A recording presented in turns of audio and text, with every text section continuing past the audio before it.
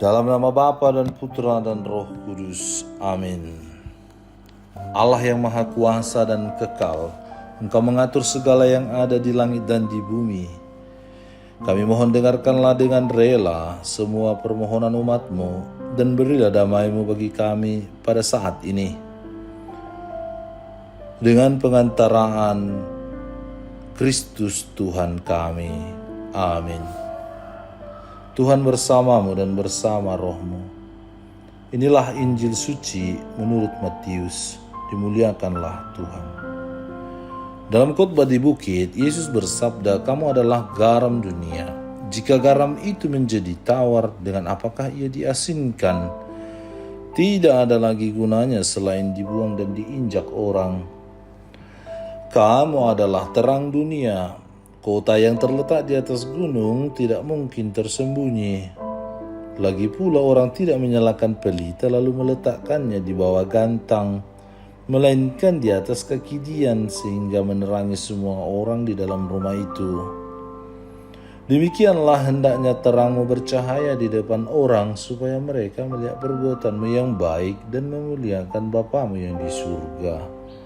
Demikianlah sabda Tuhan. Terpujilah Kristus.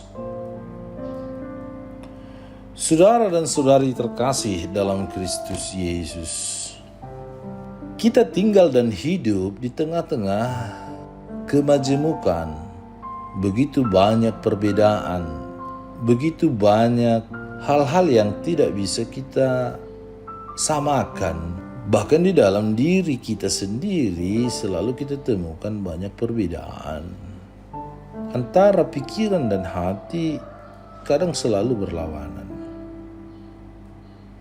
Apalagi diri kita dengan orang lain, selain berbeda pola pikir, berbeda soal rasa, kesukaan dan keinginan,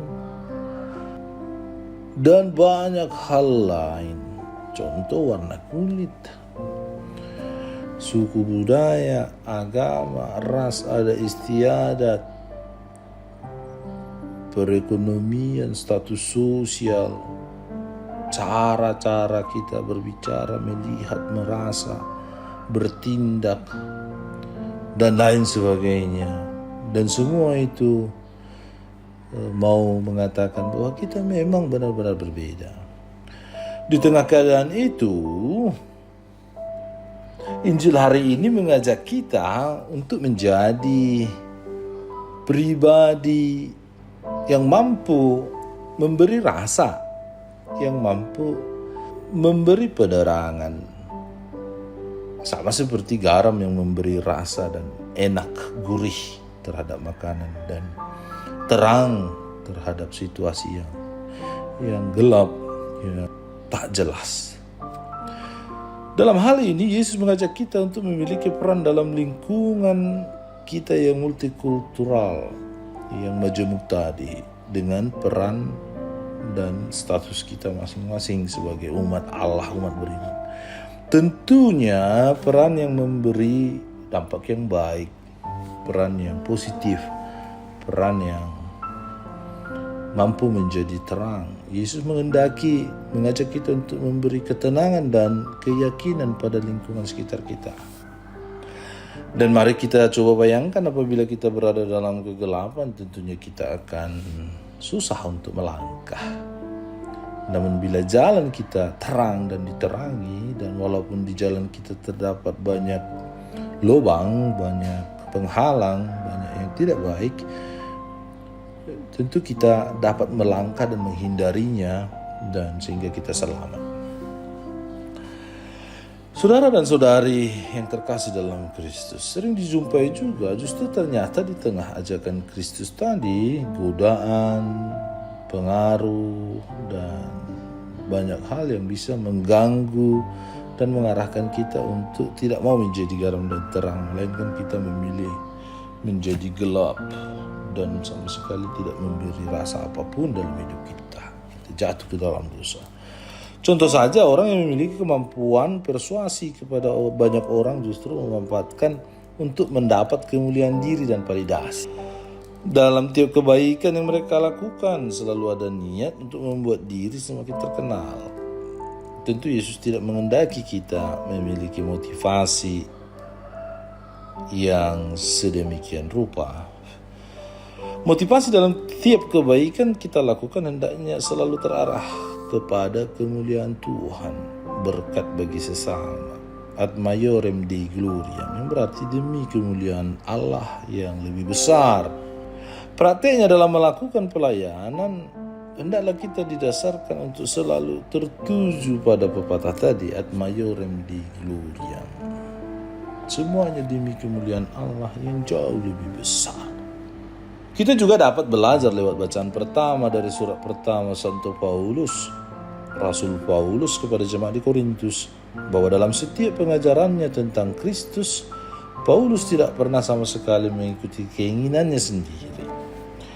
Ia tidak pernah serampangan mewartakan Yesus yang taat dan menjawab ya terhadap setiap kehendak Bapaknya.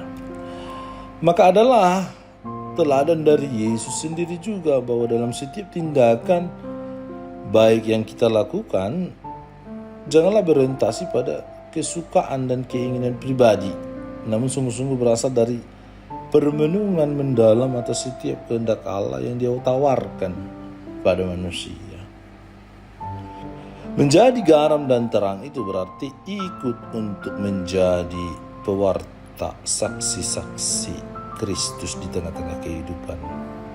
Maka satu hal penting lainnya, untuk menjadi saksi Kristus, kita hendaknya jangan sekedar hidup untuk diri, melainkan hidup untuk orang lain. Sehingga seperti sebuah lilin yang terbakar habis di kala gelap, ia mempunyai manfaat bagi orang di sekitarnya.